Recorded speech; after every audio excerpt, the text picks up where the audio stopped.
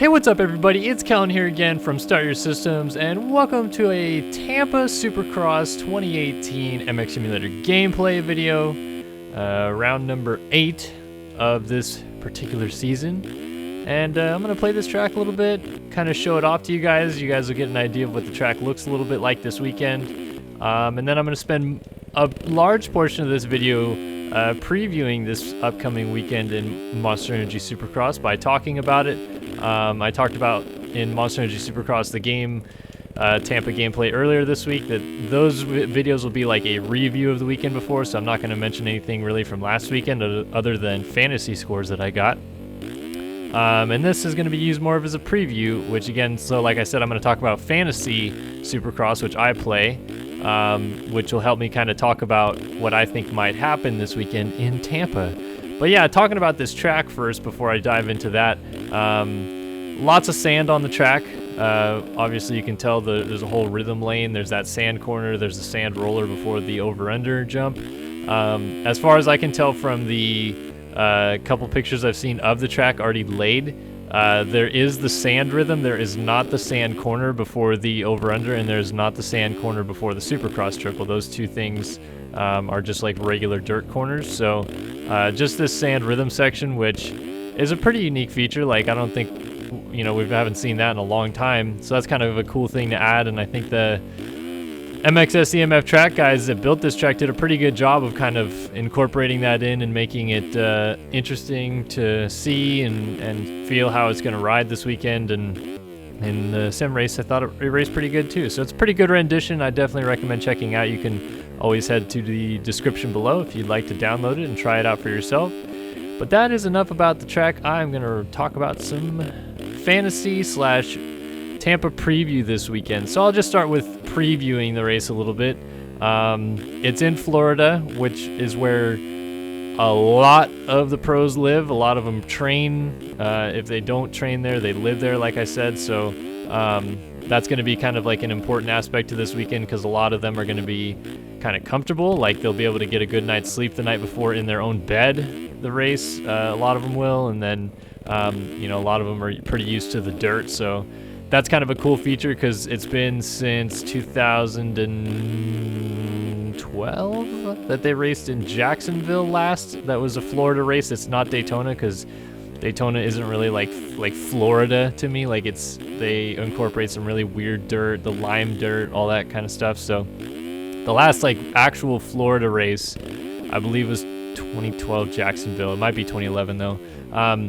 Either way, so it's been a little bit, and like I said, these guys are going to be more comfortable this weekend because it's a track style that they're probably a little bit more used to. Like, they'll be near home, so it'll feel comfortable. The list is long, like, of people that live / train in Florida. There's Muscan and Anderson, Reed, Chism,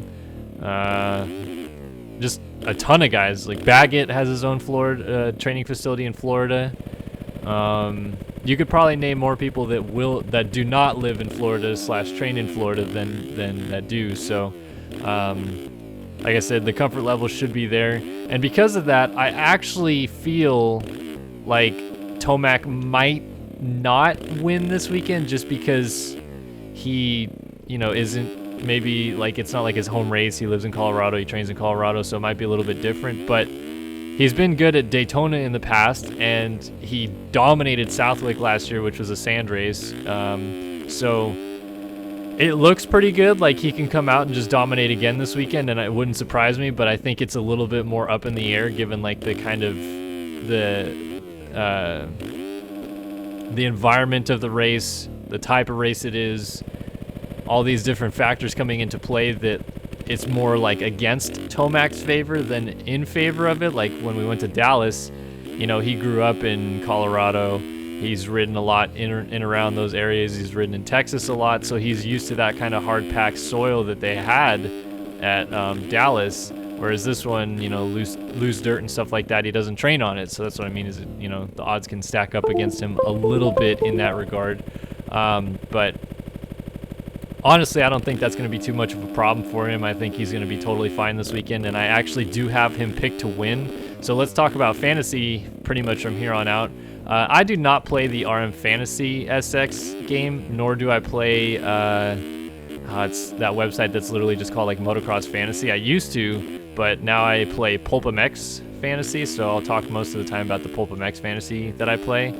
And if you guys like this discussion and like this video, I may even open up a little open to play Pulp League for anybody that watches SYS. I have a private one with anybody that contributes and helps with SYS, but who watches, we could get a little group together. That'd be cool too. But anyway, so talking about RM Fantasy SX, because I wanted to at least hit on this one. I have my dad's friend who I've grown up riding with, and he's really cool and all of that. He calls me like his ace in the hole. He calls me every weekend before the race to get his RM Fantasy Supercross picks in, because he plays it, and he just likes to hear my thoughts and opinions, and then he picks off of that. So he was leading the championship in his league up until he forgot that Oakland was a day race and got his picks in late. So he's still doing pretty well, I guess, but I don't know. So I help out with that a little bit every weekend, but I don't actually play it myself. But this weekend, for anybody that doesn't know RM Fantasy SX, you pick the top 5 and a wild card, which is usually just a random finishing position that they chose. This week, the wild card is 15th place. Sometimes it's like 7th, sometimes it's 10th. It varies week to week, but this week it's 15th. So for the win, I have Tomac. I just can't not pick him, judging by his current form and his like no pressure situation that he's in. I think he's in a pretty good zone. Second, I have Muscan, because Muscan looked the best of everybody else at Southwick, and I know sand, it's not the whole track, etc., but Muscan likes the Florida dirt and the weather and the training and stuff like that for the most part. So I think he's getting the ball rolling again, and I think he'll be good. And I think if anybody's going to challenge Tomac, it will be Muscan this weekend. So I got him second. I got Baggett again in third, so exact same top 3 that finished in that order at Arlington. And then, this might be like the kind of surprise, I got Webb, finishing 4th, because Webb looked pretty decent at Southwick last year, and he's kind of like a send-it type dude that I think could do really well on a track like this. And then I have Seeley in 5th, and so obviously I've left Anderson out of the top 5, and I think, I've said for a while that Anderson's got a bad round coming, because so far it's been like pretty good. Like, yeah, the last couple weeks haven't been perfect, but he's still finished like top 5 every week and been pretty comfortable in that zone and all that business. So a bad round, I think, is coming for Anderson, and although he trains in Florida with Alden Baker and has spent a lot of time here, I think just throwing like an oddball track into the mix like this might throw him off a little bit. If it doesn't, I think Daytona would be that wild card round where he maybe has a bad one. But this week, I don't know, like I just don't necessarily see Anderson finding the comfort level that he needs. And he might still be like the 3rd fastest guy on the track, but for some reason his starts have been kind of up and down, and I see a down start this week, and then it's just going to take him too long to get up there, in my opinion. But I'm not saying he won't. This is just my current picks as they run. Qualifying will probably make me change my mind on a lot of that, but we'll see. In 15th, the wild card, I have Mookie, and I'll talk a little bit about that because I have him as like a potential pick for me in the PulpMX Fantasy as well.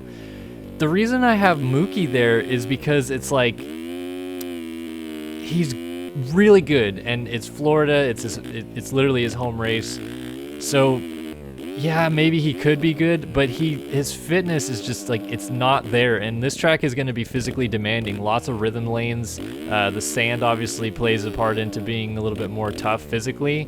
And it's going to be a long race as usual. And Mookie, like, he'll start and hover around like 8th or 9th a lot of the races so far. And, he hasn't, I think he's got 1 top 10 so far this year. Like, it's just, he fades late in the race. And I have a feeling that, if there's guys that are still in that mix, like right around that, 11 to 16 range, like they usually end up battling each week, he could easily fade into that group and end up with a 15th. So I got Mookie there. My other pick that I would have picked for that spot would be Blose, but I think Blose has had a good couple of weeks, and his tallness is going to help him in this sand, and I think he's going to do pretty well. So he could be 15th, he could be 12th. I don't know. Like, it's going to be kind of all over the place. So that's my wild card pick, and obviously would love to hear your picks in RM Fantasy. But now let's talk about Pulp MX Fantasy, which I actually play, and I'm in the league that, like I said, all the SYS contributors and stuff are in. So talking about last week, just to briefly go over it, I scored 176, so it's not great, but I'll tell you what, it's a hell of a lot better than it could have been, because I did not have two guys in the main event in the 250 class, and my all-star was Ferrandis, who ended up down in that first corner chaos, so he only got me 8 points. So I had 2 DNSs and an 8-point scorer, and Jimmy D saved me in the 250 class. He got 42 points. So the way that Pulp MX Fantasy works, just kind of to briefly talk about it before I dive deep into it, you pick 4 riders on each team. One has to be an all-star, which is either top 8 in points, or last week it was just 8 riders they thought would finish top 8. And they also have a handicap, but your all-star just scores you whatever they finish plus their handicap. So, like, last week, my all-star was Ferrandis. He was I believe a 3 handicap, and so he finished 19th, but he got 16th place points because the 3 handicap moved him up to 16th. If he would have finished 4th, his 3 handicap would have moved him up to 1st, and he would have gotten me 1st place points. Where you can make huge dividends in this league is by picking, like, borderline-ish main event guys that have, like, a 16 handicap, which I believe maybe John Short or somebody was last week. And if they make it into the main event, let's say they make it into the main and they finish 20th plus 16, they get 4th place points. And if they're not an all-star and they finish inside of the top 10 after their handicap is weighted, they get you double points. So you get 4th place points out of a 20th place finisher with a 16 handicap, double that. And so that's 19 times 2, that's 38 points. There's a lot of 52-point scorers at, Arlington, because they had a 16 handicap. They finished 16th or better, or 17th or better for that matter. And that puts them in first place. Double points of a 26-point first place finish is 52, so that's max points you can get out of them. So theoretically speaking, you can get 52 points times 7, because you get 26 max out of your all-stars, and you have 2 of them, and then you have 6 other guys that could potentially get 52 points. So 176 isn't a great score, but like I said, it could have been a lot worse because my 250 team was trash, except Jimmy Dakotas. My 450 team was Pike was my all-star. He had a handicap of 6. He finished 7th, so moved him up to first place with a 6. I got max points out of him for 26. My highest finishing non-all-star was Tomac. Tomac is not top 8 in points, and so he is still classified as an all-star, but to offset that, they put him at a -3 handicap, so he won, but then got me 4th place points times 2 for 38 points. Webb was my second best pick last week. He got 6th, and his handicap was a 1, and he is not an all-star, so his handicap moved him up to 5th, and I got double points off of the 5th place finish. And then Bowers was my last pick. He got me 26 points because his handicap was a 6, and he finished 16th, which moved me up to 10th place points. And yeah, so that's where I ended up last week, 176 points. I'm second in my SYS Fantasy League, and like I said, we can open a new one. But let's talk a little bit about this weekend. Here's what I've picked so far, and you guys can either decide if this is good or bad, or if you want to pick them or not. Again, all Pulp MX Fantasy picks, like I'm not playing the other leagues. In 250 class, I have Faulkner as my all-star, not because I think he's going to win, but because his handicap is a 6. So if he finishes 7th or better, I get max points out of him. So I feel like that's a pretty good like leeway range, because like he got pretty good starts in Arlington. He got taken out by Osborne early, so that kind of put him back a little bit. But I think at the worst, he's a 7th place guy. So a 6 handicap is plenty safe in my opinion. I think he'll find a way to finish like 5th or 4th this weekend, and that'll help me get max points out of him. I also have picked Blose because I did not pick him as an all-star last week. I picked Ferrandis, and because Blose is not top 10 or top 8 in points, he is not listed as an all-star. He is a -4 handicap, so again, if he wins, he gets me 5th place points doubled. So I think it's kind of worth the gamble, because if he finishes like somewhere inside of the top 5, then I at least get 10th place points or better times 2, which I think is not too shabby. Like, it's not great, but it'll probably get me somewhere in like the 26 plus points range out of him, as long as he doesn't get plowed by Josh Osby again. Am I right? And then behind that, I have Brandon Hartranft as another non-all-star pick. He's a handicap of a 9. And obviously there's some controversy with him this week, because, so if you watch the 250 main event start from Arlington again, he was on the outside coming into the corner, and like all that chaos started happening, and a lot of guys to his inside checked up and like tried to avoid hitting all of it, so they like cut way across the inside of the corner, but he ended up trying to go around it, and obviously it just got pushed further and further wide. Like, Blose almost ended up in the other lane himself. So Hartranft just went like straight into the other lane to avoid getting into all the chaos. So he ended up in the other lane, and instead of like trying to turn around across the lane and go backwards, he just turned towards like the right direction of the track. So for like 10 seconds there or so, he was actually leading the 250 main event after, cutting the track pretty severely on the start. He slowed down. He let like 5 or so guys go through, and then started riding again. So he like theoretically treated it as like, oh, I got a 5th place start. This is where I would have been anyway, which obviously is incorrect. That's not where he would have been. But he did ride pretty good after that. He stayed in 7th for a large portion of the race, finished 8th, but then obviously the AMA came in after that and said, no, like you would have gotten a much worse start. We're gonna dock you 2 laps, which I think is crazy. I would have given him a lap penalty if I was making the rules, which I'm not.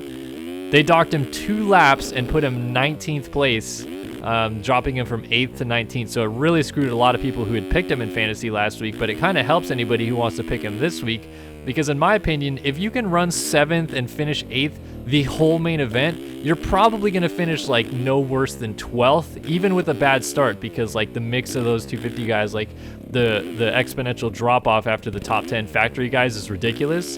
So I think he could easily finish like a 12th, 11th this weekend, and that gets me 4th or 3rd place points times 2 out of him. So I think that's like a really good pick in my opinion. It sucks that he got penalized, but it does kind of help anybody who didn't pick him, because you got to see firsthand, like, dude, he could be a top 10 guy, and he has a 9 handicap as a non-all-star. So I think that's a pretty good pick. That's why I picked him. And then my last pick this weekend, as of now, this could all change after practice. I'm not going to leave it like this, but this is where I sit right now before practice and qualifying, is Chris Blose. He's coming in after racing, the Arena Cross Series so far this year. I think he's 2nd in Arena Cross points coming in. So he's really good. He has a lot of main event experience before. He hasn't raced Supercross in a little bit, but he is not an all-star, and his handicap is a 7, so 18th or better in the main event. He gets me 10th place points times 2. So I don't know, or 17th or better in the main event gets 10th place points times 2.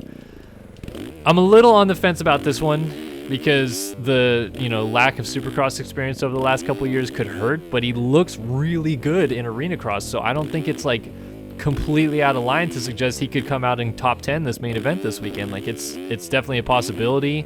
Like I said, he's been in this spot before. We see Chism, who I think Blose was actually a little better rider than last time they were racing this series together.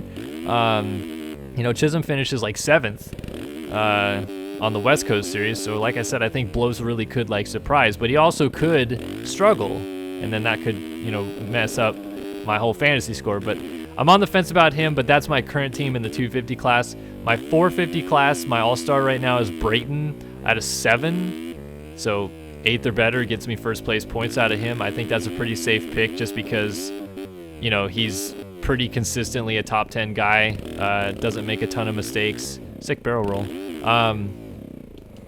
He's not had the best last couple of weeks, but I think that having him 8th or better isn't like the gnarliest pick, and even if he finishes 10th, he still gets me 3rd place points. So I feel like that's not that bad. So I'm gonna go ahead and go with Brayton as my all-star. I got LeMay just because, I mean, I love Ben LeMay, dude. First guy I ever interviewed when I worked. Well, I used to own a website, and so when I ran that website, that was the first pro athlete I ever interviewed.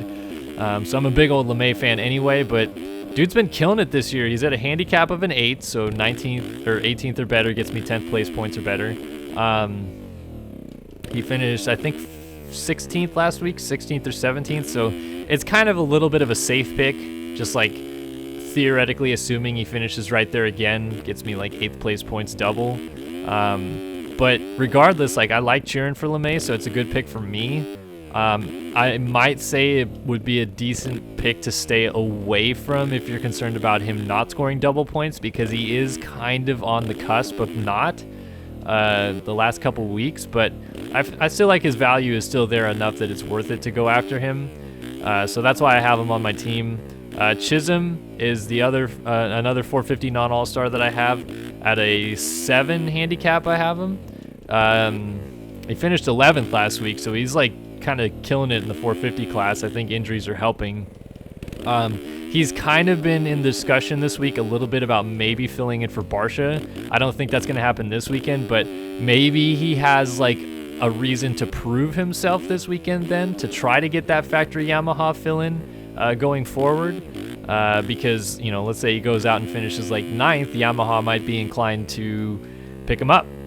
Even though he's got the 5150 deal and he'll be racing the 250 East-West shootout at Indy, you know, maybe they'll try to make that work and then just, you know, not have him on the team for that round at Indy, but still keep him on for the other 450 rounds. So he might have something to prove, and it is a home race for him. He not only lives in Florida, but I believe he's actually from Florida as well. So it's definitely like a full-blown home race for Chiz. So I like Chism at a 7. I think that's a good pick.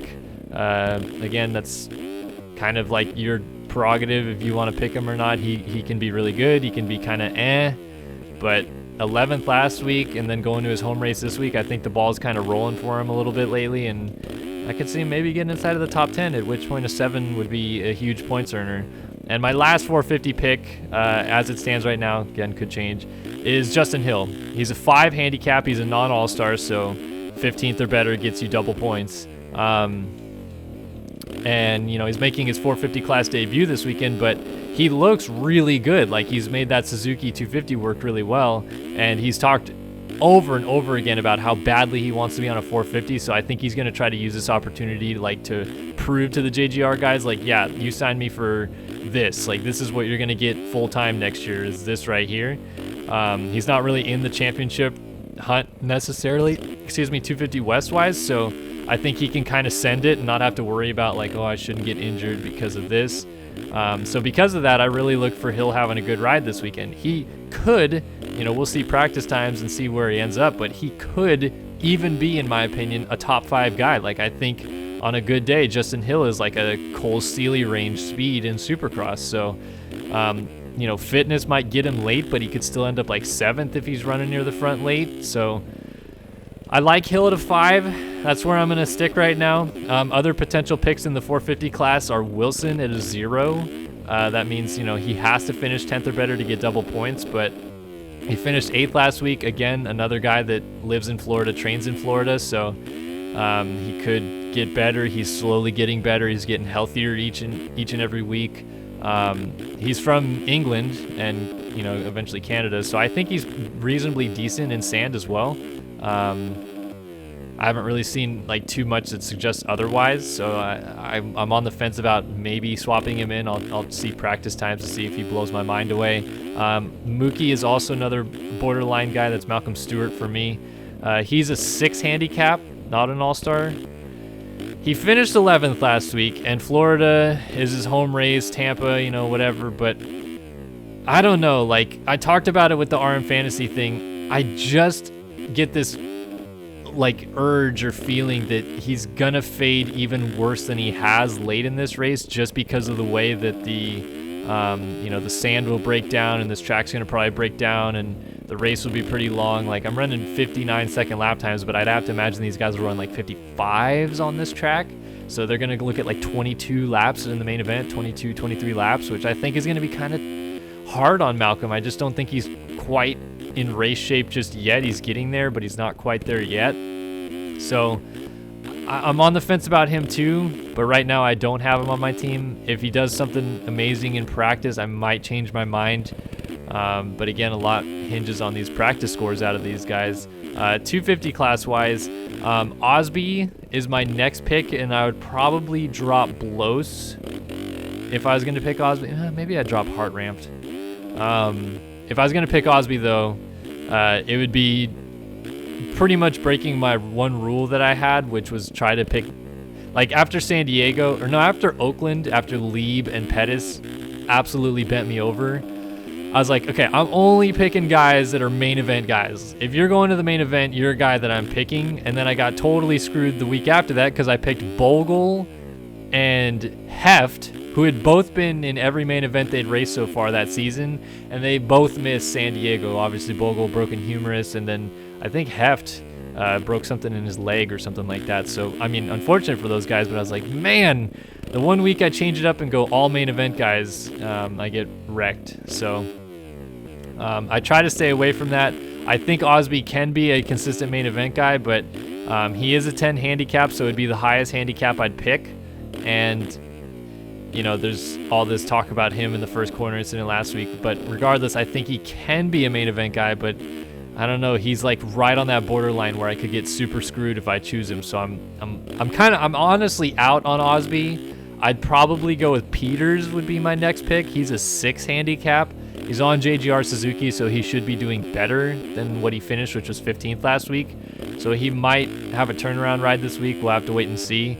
But I think maybe I'd pick him over Osby if I was going to drop Heart Ramp from my team. And then Rodriguez at a 9, again, like kind of borderline main event guy. Less borderline, in my opinion, than Osby, but still kind of on the line where I'd be like, I don't know. But if you're trying to go like full send and catch people, Rodriguez and Osby might be really good picks this weekend because they could probably both make it into the main event, and their handicap is high enough that if they finish, 15th or better, they would really help you out. So it might not be a bad idea to try to gamble on those guys. Anybody that's like a handicap 12 or above, I'm pretty much staying away from at this point. There's a lot of guys that are like 14 handicaps in the 450 class that are like right on the verge of making the 450 main, but I'm just like, oh man, I'm gonna pick one of those guys and get so screwed, so I'm just staying away from him. But yeah, that's kind of where I sit right now. So I've talked about who I thought was gonna win this weekend. I've talked about my fantasy teams. I did not talk about 250 winner this weekend, which in my humble opinion is gonna be Osborne again. I think unless Davlos is like 100% ready to go, there's not really going to be anybody speed-wise that can challenge Osborne. He's pretty good at like sending it. He's trained extensively in Lommel, so he's good in the sand. I have no worries about that there. He's got the momentum. He's got a comfortable points lead. I just think like Davlos would be the one guy that could get up there and change that. But right now, with Davlos, a question mark, I'm not too sure. So I got Osborne winning. I got Tomac winning the 450 class with maybe Muscan winning, but we'll see. And that's where I sit this weekend. I'd love to hear you guys' thoughts and opinions. I'd also love to hear you guys' fantasy opinions as well, and see like where you guys are thinking about going, your picks and whatnot. And then yeah, if you guys are really interested, I'll start up another PulpMX fantasy league. Call it like SYS Community or something like that. I'll link it in the description if you guys are full blown into it after today. And then yeah, we'll get a little league together. Everybody's scores will carry over into that league, so it's not going to start fresh or anything. So we'll see like where everybody is after they're 8 rounds into the season already. And yeah, let me know. Otherwise, download this track, have a good time playing it, and I hope you guys have a good time watching this weekend Tampa round number 8 of the series. It's going to be a fun one. But this is another gameplay video that is complete here on Start Your Systems, and I hope you guys enjoyed watching it. If you did, don't hesitate to like and subscribe. It does help us out a ton if you do. And yeah, enjoy your guys' weekend. I'm Kellen here on Start Your Systems, and I'll see you guys in the next one.